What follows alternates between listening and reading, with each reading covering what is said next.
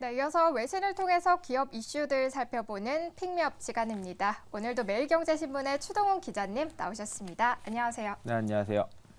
네, 오늘도 주요하게 다뤄지고 있는 외신들 하나씩 살펴볼 텐데요. 자, 첫 번째로 어떤 소식부터 확인을 해볼까요? 네, 장기화될 것이라는 예상까지 나왔었던 전미자동차 노조의 파업이 일단락될 것이다라는 좋은 뉴스가 나왔습니다. 지금 미국 경제에서 타격이 클 것이다라는 우려가 이제는 종식될 수 있을지 뉴스를 통해서 한번 확인해 보시죠.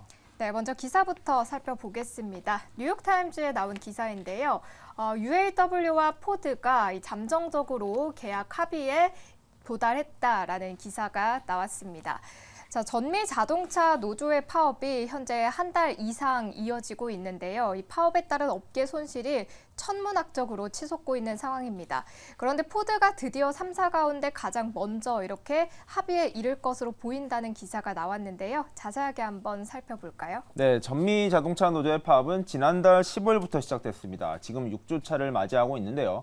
두 달여가 다 다가오고 있는 이 현재 상황에서 생각보다 이른 시점에 극적으로 타결될 것이다라는 긍정적인 뉴스가 나왔습니다. 미국의 3대 자동차 기업이죠. GM과 포드 그리고 스텔란티스가 현재 파업에 동참하고 있는데 그 규모가 6주차까지는 계속해서 커져왔고요. 그 합의점이 잘 좁혀지지 않았었습니다. 그런데 3대 기업 중에서 그나마 회사와 좀 사이가 좋고요. 노조가 강성하지 않은 포드 쪽에서 먼저 절충안이 나오고 있는 상황이라고 보시면 될 것 같습니다. 기존의 노조 측은요. 최대 40%에 가까운 임금 인상이 필요하다라고 주장을 펼쳐왔고 기업은 최대한 애를 써도 한 25% 이상은 어렵다라는 입장을 밝혀왔었는데요. 지금 노조와 지금 회사 측은 약 25% 선에서 최종적으로 합의가 될 것이다라는 잠정적인 내용이 나왔습니다. 포드는 아무래도 이러한 회사와 가까운 노조 측과 잘 협상을 하고 있는 상황이고 뿐만 아니라 그 외에 여러 가지 부분, 임금 외에도 여러 가지 인센티브 등을 통해서 약 30%의 인상률을 맞춰주겠다라는 절충안을 내놓았다는 거, 이게 바로 노조를 설득하는 큰 힘이 되었다라고 보시면 될 것 같고요.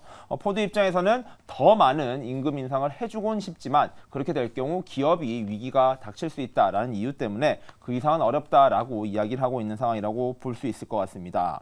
현재 5주차 간의 이러한 파업에 의한 피해는 계속해서 누적되고 있는 상황입니다.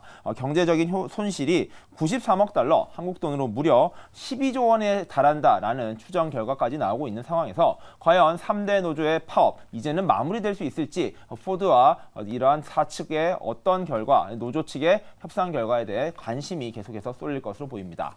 네, 이렇게 오늘 첫 번째 기사로는 포드가 41일 만에 이 노조와 잠정적인 합의안을 이끌어냈다는 소식 함께 살펴봤고요. 자, 이어서 다음 기사 살펴보도록 하겠습니다. 자, 다음 기사는 어떤 내용일까요? 자, 메타의 실적이 발표됐습니다. 구글과 마이크로소프트가 성적표만 보면은 완전히 반대로 된 주가 성적표를 거뒀는데요. 메타의 실적도 나쁘진 않았는데 주가 성적표는 약 안 좋은 것 같습니다. 네, 그럼 먼저 기사부터 살펴보도록 하겠습니다. 메타가 강한 수익 성장을 기록했고, 다만 광고 부문에 있어서 좀 경고 등이 들어왔다라는 기사가 나왔는데요. 자, 이렇게 메타의 3분기 실적이 공개가 됐고 예상보다 좋았던 실적으로 그래도 시장의 반응은 좋은 상황인데요. 특히 기사들을 좀 살펴보니까요. 좀 광고에 대한 이야기가 굉장히 많더라고요. 좀 네. 자세하게 볼까요? 맞습니다. 이 SNS 기업이다 보니까 광고가 어떻게 실적이 나오느냐가 굉장히 중요한 현재 열세를 가지고 있는 수치라고 보시면 될 것 같고요. 3분기 실적이 장 마감 직후에 발표가 됐는데 매출은 341억 달러, 그리고 주당 순이익 EPS는 4.39달러를 기록했다라고 발표를 했습니다. 이게 모두 시장의 전망치를 상회한 좋은 결과라고 보시면 될 것 같고요. 현재는 중요한 것이요. 결국에는 시장의 관계자들, 투자자들의 관점에서 봤을 때 이게 얼마나 좋은 성적표이고 향후 미래 전망을 얼마나 밝힐 수 있느냐가 달려있다라고 보시면 될 것 같습니다.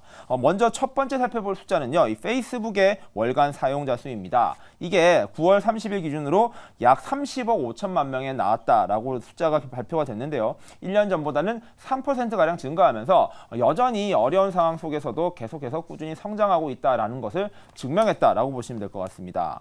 자, 사용자 수가 중요한 이유는 이 사용자 수에 기반해서 결국에 광고가 집행되고요. 광고 수입으로 직결되기 때문이다라고 보시면 될 것 같고요. 그런 이유로 이러한 사용자 수의 증가는 긍정적인 효과를 낼 것이다라고 분석이 되고 있다라고 보시면 될 것 같습니다. 그런데 문제가 되고 있는 부분이 있는데 바로 비용이 늘어날 것이다 것이다라는 우려가 커지고 있다라는 건데요. 여러 가지 측면에서 비용이 늘어날 수밖에 없는 구조가 24년도부터 확산될 것이다라는 발표가 나오면서 이 부분이 투자자들의 투심을 좀 부정적으로 자극했다라는 분석이 나오고 있습니다. 당초에 이 실적 발표 직후에 생각보다 어닝 서프라이즈가 나면서 주가가 올라가는 분위기를 연출했습니다. 하지만 조금 더 시간이 지난 이후로는 하락 전환을 해서요. 제가 한 1시간 전에 확인했을 때만 해도 약 6%가량 주가가 빠졌다가 현재는 4%가량 하락세를 이어가고 있는 상황입니다. 전날도 구글, 즉 알파벳이 주가가 9% 가까이 빠지면서 IT 업계와 나스닥의 어려움을 확산하고 있는 가운데 이 메타의 주가 하락이 과연 남은 IT 기업들 실적 발표와 어떤 영향을 미칠지, 그리고 메타의 미래가 과연 4분기까지도 어려울 것인가를 놓고 여러 가지 전망들이 엇갈릴 것으로 예상됩니다. 네, 이렇게 두 번째 기사로 3분기 실적을 발표한 메타의 소식 자세하게 한번 짚어봤고요. 자, 이어서 다음 기사 확인해 보도록 하겠습니다. 자, 이번엔 어떤 소식일까요? 자, 참 많은 사람들이 궁금해했던 화웨이 최신폰의 속내가 계속 하나씩 밝혀지는 것 같습니다. 한국 반도체도 쓰였다라는 분석 자료가 나왔는데 이번에 반도체 생산에 쓰였던 장비도 외국 기업인 것으로 확인됐습니다. 네, 그럼 기사부터 체크해 보겠습니다. 블룸버그에 실린 기사인데요. 이 논란의 화웨이 휴대폰 칩이 ASML 장비로 생산됐다라는 보도가 나왔습니다. 자, 말씀해 주신 것처럼 이 중국 화웨이의 최신 스마트폰에 탑재된 반도체가 연일 논란인데요.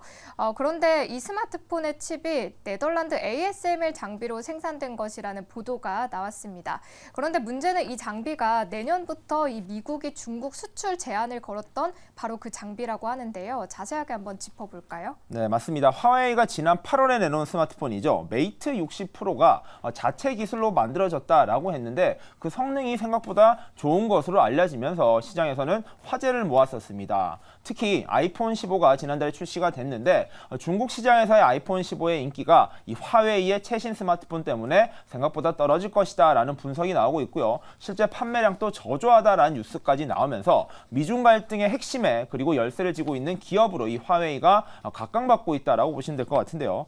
그런데 이 화웨이의 최신 폰의 스마트폰 기술들이 뜯어보니까 이게 화웨이 자체의 기술보다는 외산폰의 기술이 많이 쓰였다라는 것입니다. 문제는 미국이 동맹국가 미국 자사의 자국의 여러 기업들의 기술을 중국으로 수출하는 것을 금지해 왔었는데 이 기술들이 어떻게 쓰였느냐에 대한 관심이 쏠리고 있다라는 것인데요.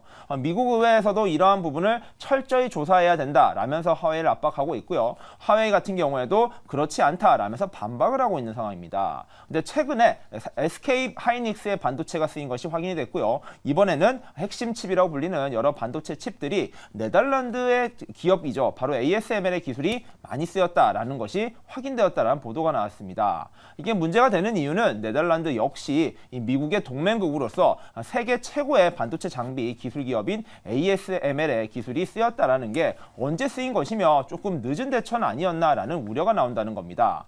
그리고 이 ASML의 장비 자체도 약간의 구형 장비가 쓰였다 보니까 기술 경쟁력 자체는 좀 떨어진다라는 분석도 나오고 있는데요.